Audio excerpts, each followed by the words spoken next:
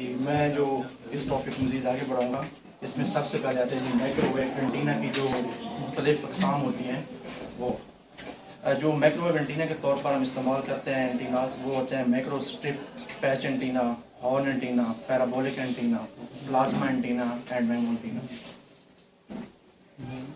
उसके बाद देखते हैं कि जो हॉर्न एंटीना क्या होता है। जब हम अपनी डेली लाइफ में जब हम घूम रहे होते हैं, तो हम जब टावर को देखते हैं तो वहाँ पे हमें ऐसे एंटीनास देखने को मिलते हैं। तो ये जो एंटीना होते हैं, ये हमारे एक टावर को दूसरे टावर के साथ कनेक्ट करते हैं। तो इसके जो आप देख रहे हैं, इसका साइज़ और इनका साइज़ भी देख रहे हैं, तो इनके साइज़ डिफरेंट मुख्तलिफ होते हैं। इसमें एक डायमीटर होता है, 0.3 का लिंक होता है, इनको लिंक बोलते हैं। 0.3 का लिंक है, 0.6 का लिंक है, 0.9 का लिंक है, 1.2 है। इस तरीके से लिंक होते हैं, इनके साइज़ होते हैं। उसके बाद आ जाते हैं microwave radiation pattern. Microwave radiation pattern आपने जैसा पढ़ा हुआ है कि एक ओमनी डायरेक्शनल होता है, एक डायरेक्शनल होता है।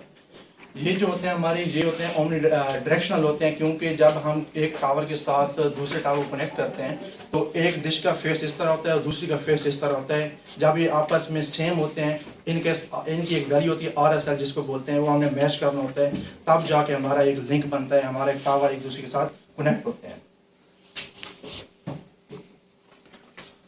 उसके बाद आ जाते हैं कि फेडिंग एंड फेड मार्जिन। ये क्या होता है कि जब भी हमारा कैरियर सिग्नल जब एक तब्दीली होती है, असल में मतलब कि एक पैरामीटर होता है जो हमारे कैरियर सिग्नल में इश्यूज पैदा करता है। किसके ज़रिए? एटमॉस्फेयर के ज़रिए, ग्राउंड, वाटर, रिफ्लेक्शन, जो है ना, ये हमारे इस सिग्नल में इश्यूज पैदा करता है। और उसके बाद इसकी जो मेन इशू होते हैं कि मतलब ये कहाँ पे इसकी टाइप्स क्या है फेडिंग की। ये विंड लोड होता है, या क्रोजन हर्ट्स होती हैं, टेम्परेचर होता है, आइस बिल्डअप होता है, सोलर रेडिएशन होती हैं। तो ये जो इश्यूज होते हैं, ये देख के हम लिंक करते हैं कि ये इशू किस तरह हमने सॉल्व करके तब जाके हम उसको जो है ना लिंक बनाते हैं एक टावर का दूसरे टावर के साथ। उसके बाद आ जाते हैं जी माइक्रोवेव के एडवांटेजेस। ये less affected by natural climates होता है, यानी कि इसमें जो नेचुरल क्लाइमेट्स होते हैं वो बहुत कम इसमें होते हैं। उसके बाद less prone to accidental damage होता है, ये जो हमारे माइक्रोवेव होता है। उसके बाद links across mountain and reverse और मोर इकोनॉमिकली फिजिबल, जिस तरह के। उसके बाद आ जाते हैं signal point installation and maintenance. इसका जो हम लिंक करते हैं, इसमें इतने इश्यूज नहीं होते, सिर्फ हमने बस टावर को एक डिश के साथ कनेक्ट करते हैं और नीचे हमारे जो एक साइड पर रेक्टिफायर नीचे पड़े होते हैं, उसके साथ एक केबल आती है। इसकी जो इंस्टॉलेशन आती है वो इतनी डिफिकल्ट नहीं होती।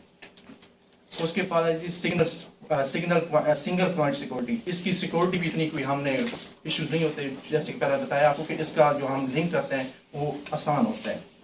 दे आर क्विकली डिप्लॉयड, यानी डेवलप, इसको हम डेवलप बड़ी आसानी के साथ कर सकते हैं, बड़ा इजी होता है जब हम एक टावर को दूसरे टावर के साथ माइक्रोवेव के जरिए कनेक्ट करते हैं। उसके बाद इसके डिसएडवांटेज आ जाते हैं। Microwave communication is limited to line of sight mode only, other mode of communication are not possible. उसके बाद आती है microwaves and not radio waves are used in satellite communication. Thank you.